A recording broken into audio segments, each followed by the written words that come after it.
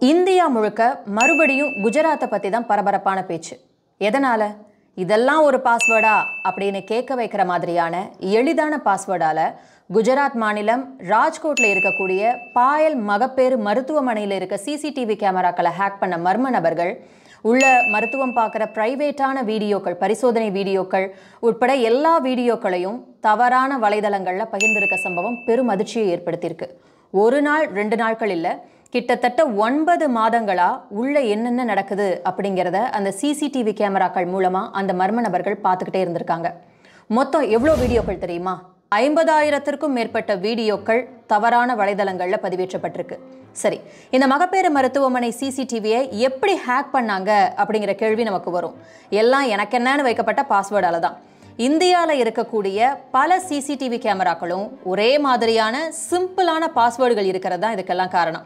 இந்த சிசிடிவி வீடியோக்களை எல்லாம் திருடினதோட அந்த ஆசாமிகள் இதை ஆன்லைன் தளங்களில் விற்றுருக்காங்க. முதல்ல அந்த வீடியோக்களை யூடியூப் தளங்களில் பதிவேற்றிருக்காங்க. அதுக்கப்புறம் அதை டெலகிராம் குரூப்லையும் சென்ட் பண்ணி 700 ரூபாயிலிருந்து 4000 ரூபாய் வரைக்கும் பேரம் பேசி விற்றுருக்காங்க. அப்படி ஈஸியாக கண்டுபிடிக்கிற அளவுக்கு என்னதான் பாஸ்வேர்டு வச்சாங்க? அட்மின் 123. இது இப்போ இணையத்தில் பயங்கர ட்ரெண்ட் ஆகிட்டு இருக்கு. அநேகமாக சிசிடிவி இன்ஸ்டால் பண்ணதும் இந்த பாஸ்வேர்டை வச்சுருப்பாங்க.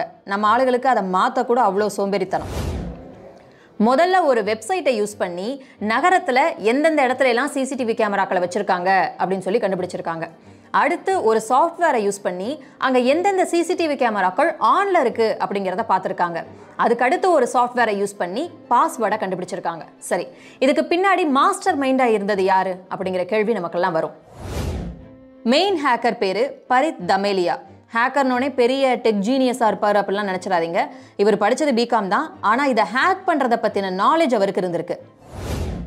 இந்த ஹேக்கர்ஸ் VPN யூஸ் பண்ணி தங்களோட அடையாளங்களை மறைச்சிருக்காங்க.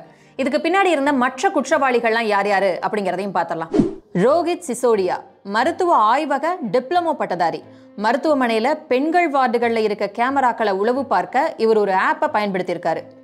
அடுத்து நீட் தேர்வில் தேர்ச்சி பெற்ற பிரஜ்வல் டேலி, இவர் தான் மாஸ்டர் மைண்ட்னு சொல்லப்படுது. பிடெக் படித்த வைபவ் மனைவோட சேர்ந்து வீடியோக்களை வித்திருக்காரு.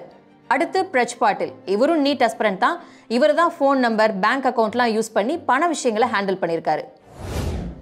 FIR பதிவு செய்யப்பட்ட 39 மணி நேரத்துக்குள்ள காவல்துறையினர் முக்கிய குற்றவாளிகள் எல்லாத்தையும் கைது செஞ்சிருக்காங்க. அவங்க மேல சைபர் பயங்கரவாதம் உள்ளிட்ட முக்கியமான பிரிவுகளின் கீழ் வழக்கு பதியப்பட்டிருக்கு. இதெல்லாம் சரிதான்.